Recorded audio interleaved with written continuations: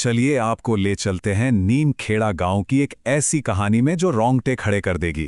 ये एक ऐसी कहानी है जहां साइंस और सदियों पुराने अंधविश्वास आमने सामने आ जाते हैं। और कहानी की शुरुआत होती है गांव के एक बुजुर्ग रामू काका की इस बात से। यहाँ बिजली हम नहीं काटते, यहाँ की बिजली अपने आप बुझ जाती है। मतलब ये कोई टेक्निकल प्रॉब्लम नहीं है, ये कुछ और ही है। ये बयान ये पूरी कहानी की नींव रखता है। तो इसी अंधेरे में डूबे गांव में एंट्री होती है समीर की, एक नौजवान पढ़ा लिखा इंजीनियर। उसका काम उस बिजली की प्रॉब्लम को ठीक करना जिसे गांव वाले तो उसे प्रॉब्लम मानते ही नहीं। और यहीं पर कहानी का असली टकराव शुरू होता है। एक तरफ है समीर जो मॉडर्न साइंस पे यकीन करता है। उसे क्या दिखता है? ढीले तार, पुराने ट्रांसफॉर्मर। दूसरी तरफ हैं गांव वाले जो अपने पुराने डरों और कहानियों से बंधे हैं।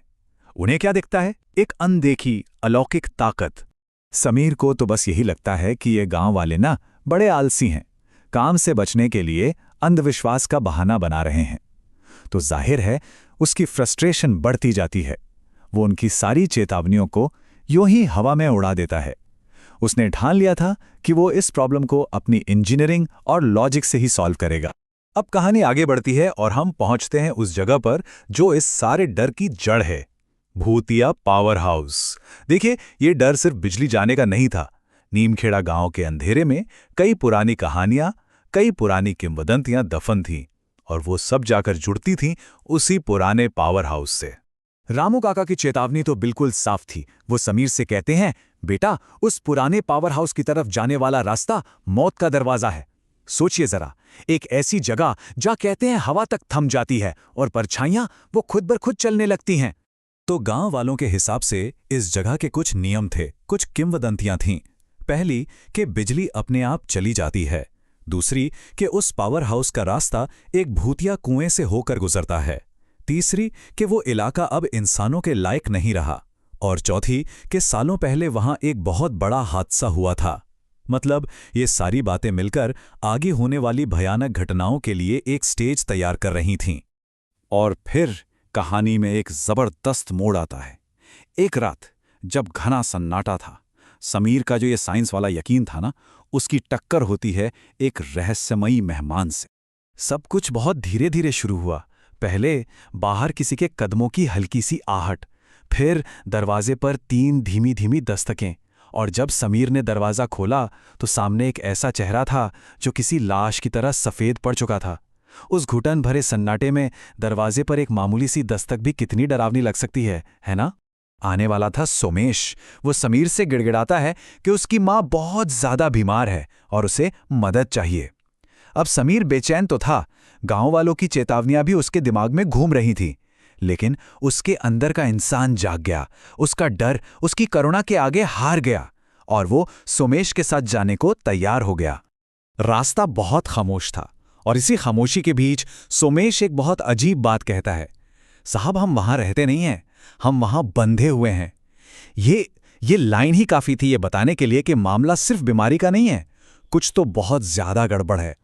अब समीर एक जाल में फंस चुका था।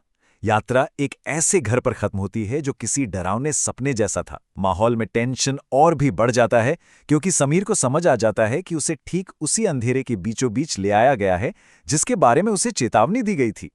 और अब सच्चाई एक एक करके सामने आने लगती है। सबसे पहले उसे एक अजीब सड़ांध जैसी बदबू आती है जो बर्दाश्त से बाहर थी। फिर वो मुड़कर देखता है तो सोमेश, उसका गाइड, वो गायब हो चुका था।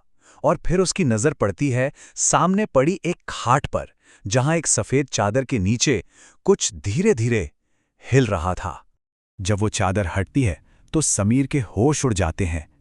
खाट पर कोई बीमार औरत नहीं थी, बल्कि एक कंकाल जैसा जीव था जिसके नाखून काले और लंबे थे और उसकी खाल राख जैसी थी।